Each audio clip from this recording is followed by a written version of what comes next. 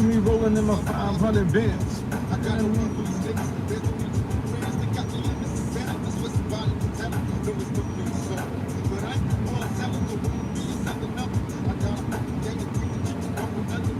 Shout out to the CIA. I got these bottles by my bed. You see the title of the stream.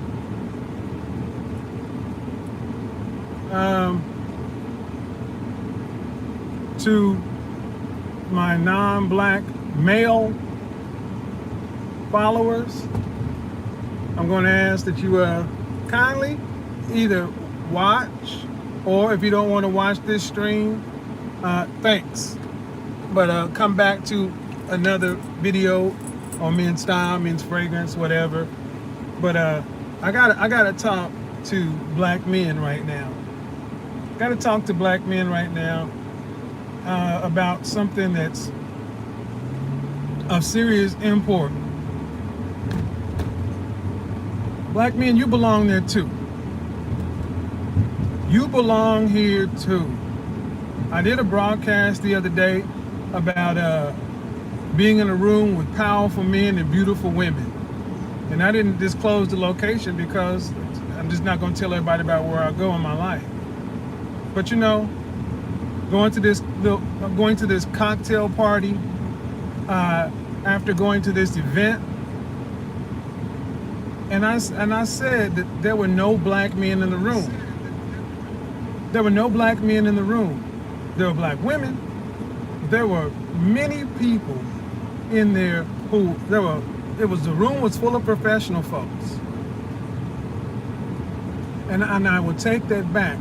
There was 2 black men there. They were working the event. And you know something that I've noticed, that from the first time I actually put on a tuxedo and went to a corporate event, I worked for this company in Houston. It was in the Woodlands. I was working as a research technician, catalyst technician. Actually helped put together a patent for removing sulfur from catalysts. Put it this way, I'm a smart dude. The pilot plant I worked at, the research that I did, revolutionized surfactant technology. All you need to know is I ain't no dumb dude. So I'm at this event for this small research company that was multi-million-dollar company, international company. And I go, and I remember being a young 20-something-year-old black man. And I walk into this room with nothing but older white people. There was one Hispanic-ish guy there, and he was an engineer that worked at the lab I worked at. So the people that worked at the lab knew me, but the people from headquarters, they didn't necessarily know me. They may have known of me, but they didn't necessarily know me. And I will never forget, I'm in this event, and it's black tie. I'm in my tuxedo, looking like $1 million. Black James Bond up in this motherfucker. And obviously everybody that attended brought their wife or their husband or their +1. I actually rode solo to the event. And as I'm sitting there talking to the CEO of the company about the research that I had done that was leading to groundbreaking innovations that led to patents and millions of dollars for this company, I actually had an older white woman come up and ask me for a glass of champagne.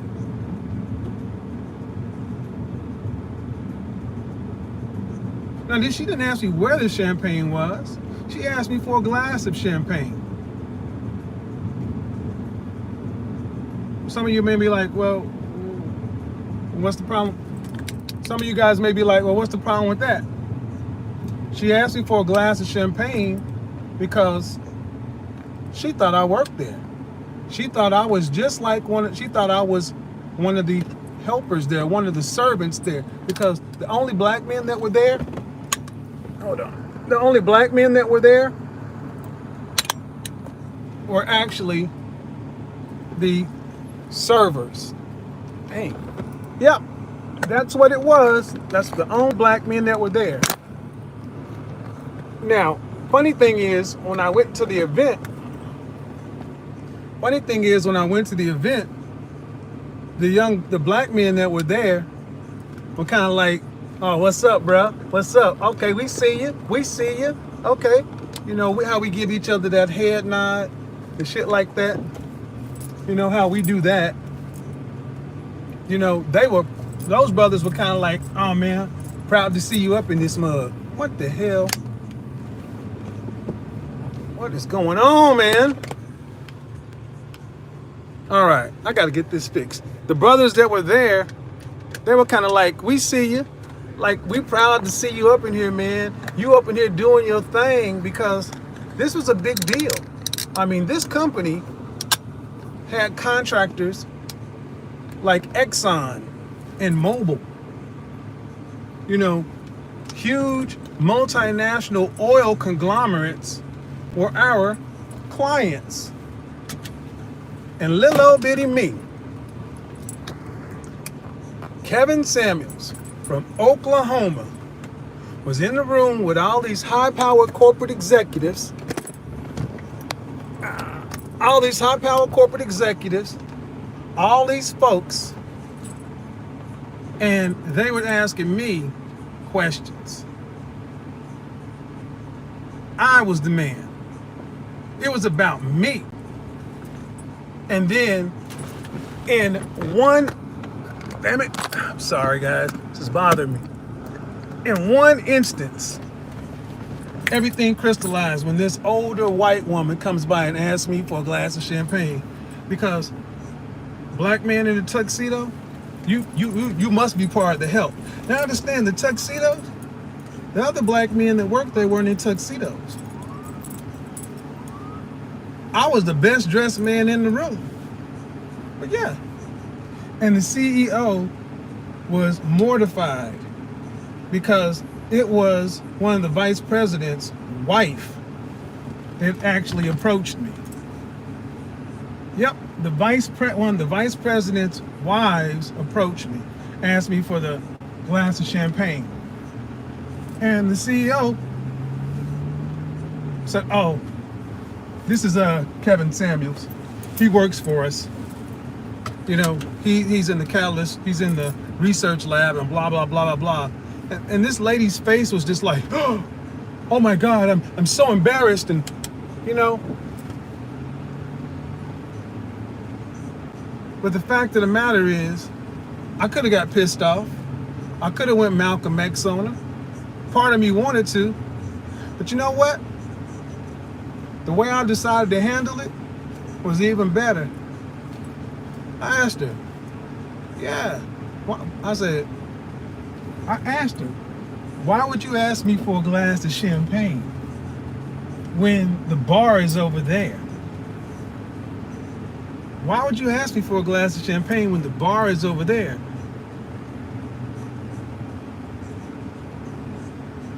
The reason she asked me for a glass of champagne is because she didn't think I belonged there.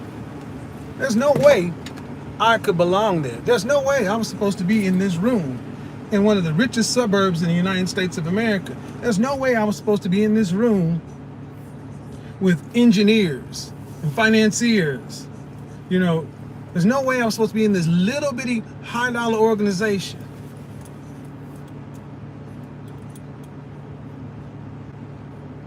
My work proved that I belong there. My results, my outcomes proved that I belong there. But you know what had to actually also prove it? My mindset. I didn't get mad, I didn't get angry. I checked her in the appropriate way. And I remembered that. I'm not going to ever let anybody make me feel as though I don't belong. And that is what I see far too often with black men. We don't want to go to places, these upper echelon places, because you're afraid that you don't belong. There's a fear there that you don't belong, that some shit like that, some fuck shit's gonna happen. Well, let me tell you something. Your ancestors built this country. This country is what it is because of ADOS, because of the slave trade. We know the history of this country. There's not a place in this country where we don't belong. So I walk in everywhere like I belong. If I have the credentials, if I have what everybody else has, I'll have what everybody else has. Let me say that again. If I have what everybody else has, I'll have what everybody else is having. And that's what I want for you to start looking at yourself like you belong. I'm going to do a full broadcast on this because I'm actually take calls and questions, because what I see is so many black men who have the ability, the potential. But when even that broadcast I did the other day, I had some guy to get in the comment section talk about, young brother, don't ever think that, you go into these rooms and these people are going to look at you the same. I could give a fuck how these people look at me. I know how I look at myself. I don't accept that from that person. I don't accept it from that woman. I won't accept it from you either. Somebody else's prejudices and perceptions are not my problem. If I've done the work, and you know what it is, you often have to do 3 times the work to get half the credit. I want my credit. I want it now. I want it hot, I want it ready, I want it juicy, I want it on time, I want it the way I ordered it. I want my steak medium rare. I want my potato loaded. I want my asparagus crispy. I want my wine chilled.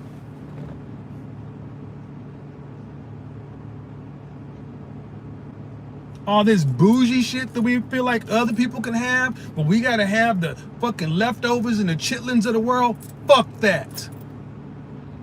You get lobster too. And then you can still go eat a 2-piece and a biscuit. You belong there. So why aren't you there? Why aren't you there? Are you afraid that some guy who may not know you or may not think you belong there is going to do that to you? Fuck them. Don't give them the comfort of security of your absence. Don't make it easy for them. If they have those kind of limiting beliefs, put your black ass in a room and make them recognize your gangster. Do not self-segregate yourself to make somebody else feel comfortable. Take what's yours. Don't ask for it, take it. That is why I say men are confident, intelligent, assertive. But I really want you to get to the next point. Once you finally realize this is where your life and you get to make it, then you have to get competitive. And then you got to get aggressive. Yeah, you got to get in the fight. Because they ain't going to give it to you. Power is not given. It is taken. Taken. Taken. You can't appeal to somebody's nature or whatever. You take it from them. What I tell you, fighting and fucking, what are you fighting for? Everything out here has somebody coming from another country to come get their piece of it. You were born here. There is no place here you can't go. So what's stopping you? I asked, what's stopping you from going to these rooms? What's stopping you from going to these cocktail parties? What's stopping you from going to the mayor's ball? What's stopping you from going to the art exhibit? What is stopping black men from going to places that are considered high class? Black women are there. It's your mindset. Ain't nobody stopping you but you. It ain't white people. It ain't the man. It ain't white supremacy. It's your black ass. You don't want to go and compete. You don't want to go get out of your comfort zone. You don't want to go learn how to move in these places. Yeah, you got to go in there and learn the lingo. You got to go learn the language. You got to go learn the mannerisms. You got to go learn everything else. Well, guess what? If you want what you say you want, That's what you're gonna have to do. Look at, man, ain't nobody sweating what's going on in the black neighborhood, black community. They come take what they want from us and leave. Try to drop black business on the Arab side of town, on the Hispanic side of town, on the Asian side of town, in the white suburbs. You ain't getting in there. But you can drop anything you want on the black side of town. Why? You let them. You let them. Learn from them. Look, man, they're not your enemy. You may want to paint them as your enemy. You know what's universal? Green. Money. You know why I belonged in that room? Because I was fucking good at what I did and I made the company money. And I never let myself believe it was anything other than that. I was there because I was profitable for them. And when it was time to pay me, I expected to be paid the most possible. I negotiated hard and I took no shorts. They didn't do me a goddamn favor to give me a job. They were lucky to have me.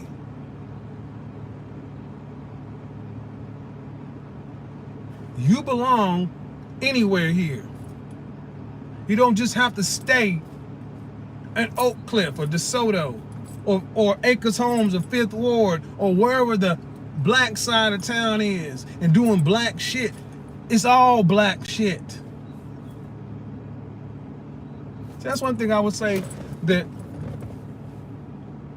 the men who founded the fraternities back in the day.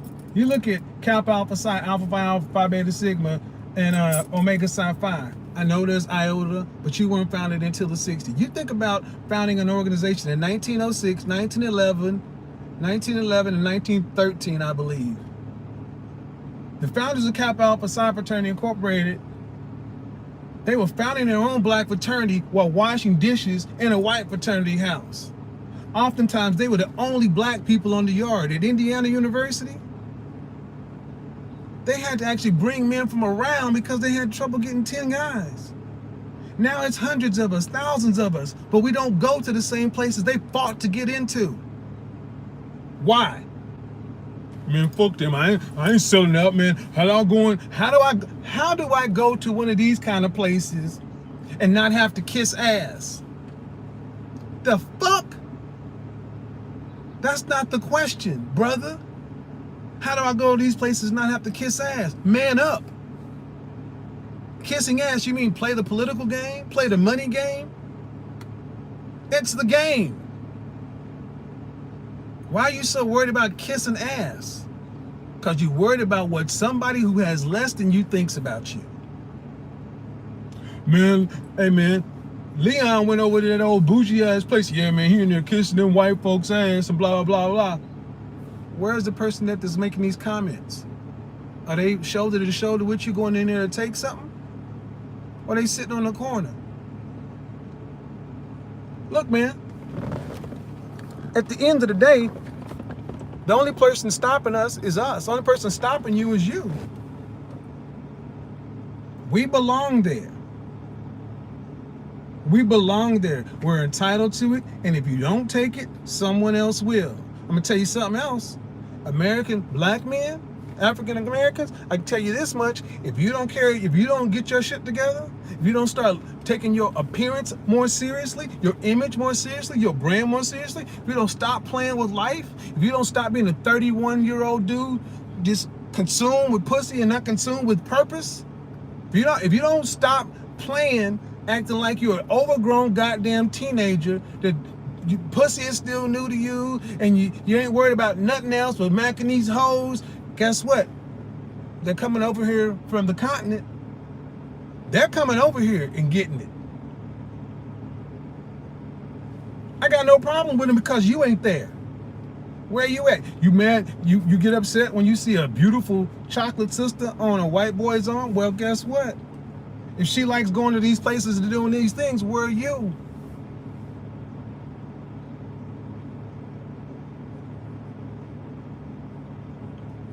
I know one thing. I can't wait to get to Atlanta and do MIT Atlanta there because we're going to act like we belong.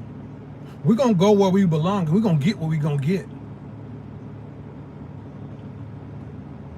believe that. We are going to be on the 43rd floor overlooking Atlanta the first part of the morning. We're not going to be in a rundown, we're not going to be in a sugar shack somewhere. No, we're going to be in the boardroom. We're going to be in the boardroom, a very nice boardroom. Because we belong there. Then we're going to go have a very nice, a great lunch because we belong there. Then we're going to go get first class treatment at 2 other places because we belong there. Then we're going to go have dinner and dine like kings and get served like fucking princes because we belong there. Then we're going to go socialize like grown damn men, VIP, because we belong there.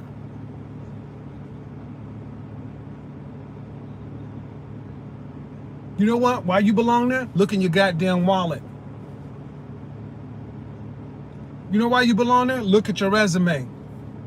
You know why you belong there? Look at the sweat off your brow. Now, what's in your mind? That's all we got to do. Put it in your mind that you belong there. Who's going to stop you?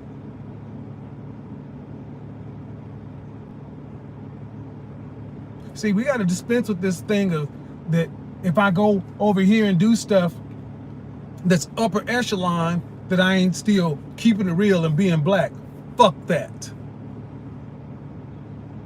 I reject that wholeheartedly. Black men have always achieved. Whether we got the credit for it or not, we have. I reject the fact that there's only one way to be a real man. You got to be on the... No. It ain't always about the street. Life is war. You need to be a warrior scholar.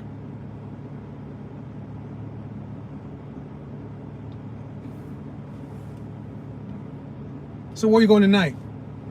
What are you doing? Are you just sitting at home? Are you sitting at home while you're letting every other man out here run wild and take everything? Where are you? Look, man, ain't nobody rushing to get into the clubs that serve shit in red cups. The little hood joint, the little juke joint, the only people there is us. Go over there and go take what is yours. Bring who you want, take what's yours. And then what you do with it's your business. I don't care if you run over to the suburbs, play golf, go to the cocktail parties, go to the cigar lounge, go to the American Heart Association events, do all this upper echelon stuff and take it right back to the hood. Knock yourself out. I don't dick watch or pocket watch. I want you to get it. Guess what? Black women want you to get it too. I was talking to, I'm not going to say the person's name, but I was reminding them of a video that a sister here did on YouTube. Talked about how she was married to a white guy and how she was feminine, beautiful, inspirational, just a model, traditional wife. Feminine, submissive, and all these other kind of things. And I remarked that in this video, she had a revelation that says, you know what? Everything I did for that guy, I could have done it for a black man. I could have done that. I could have done it. An open admission, I could have done all this. And then my children would have had a father and mother that looked like her. And it was the first time I'd heard a woman actually admit the truth that we know. But what the kind of things she likes doing, there weren't a lot of black men out there. Black men. If black women like going to the ballet, opera, art, I have more black women hit me up saying, thank you for doing what you're doing. I want a CIA black man, but I cannot find a black man out here who likes to do anything. I can't find him. It's not that I don't want to be this. It's just the things I like to do. I don't want to just do Netflix and chill. I want to go here. I want to do that stuff. But so many black men today make me as a black woman feel bad for wanting better. So either I go with a non-black man or I go without. Women aren't our enemy, man. You know me. You know my views, but you have.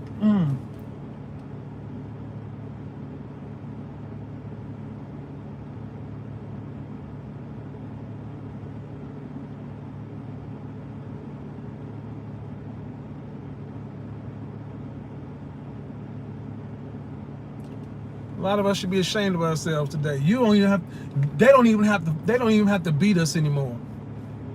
Because you quit before you even get in the ring. You're not getting in the ring like Jack Johnson and fighting for the heavyweight trophy. You just saying, fuck it, I'm not gonna box. It's easy to beat men who don't show up.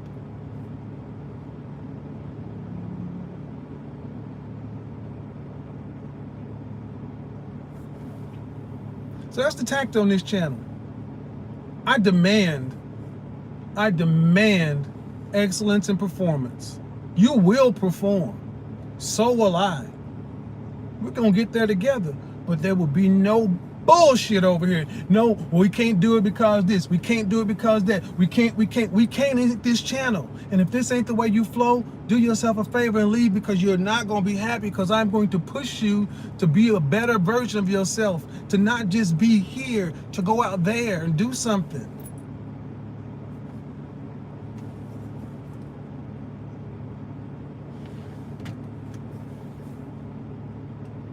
Appreciate it, RJ.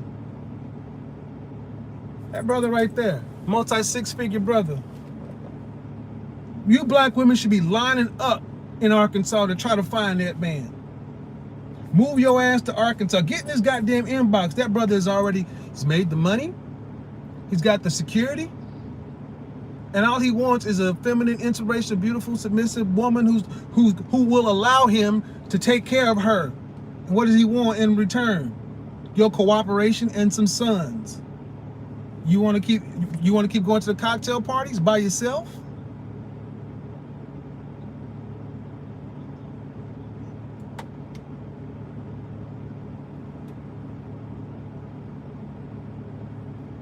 Black men, understand something.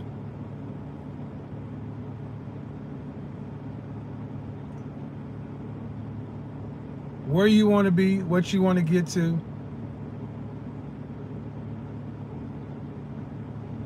I don't think anybody listening to this has had a water hose turned on them, dogs sicked on them. The shit that our fathers, our grandfathers, and our great-grandfathers and all those people had to go through.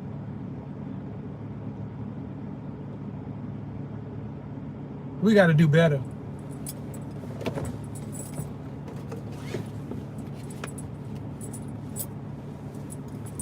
So let me be said. I'm gonna tell you right now, you get in the comment section, you got some slick, stupid shit to say, I'm going to invite you to the block button.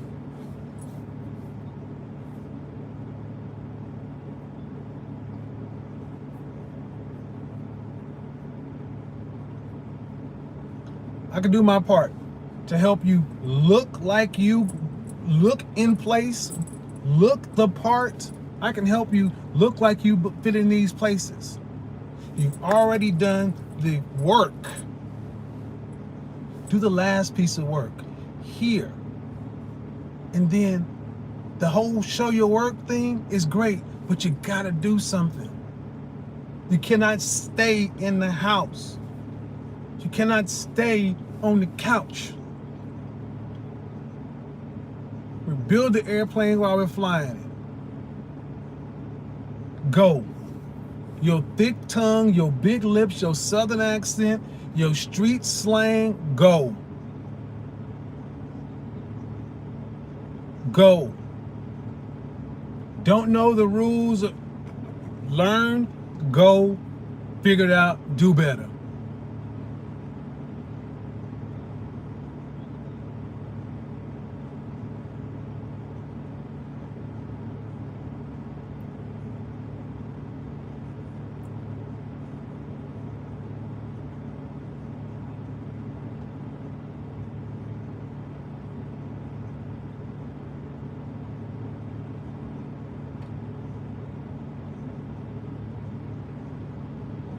We're gonna have to talk. We're gonna talk. But after the talk, then we must act.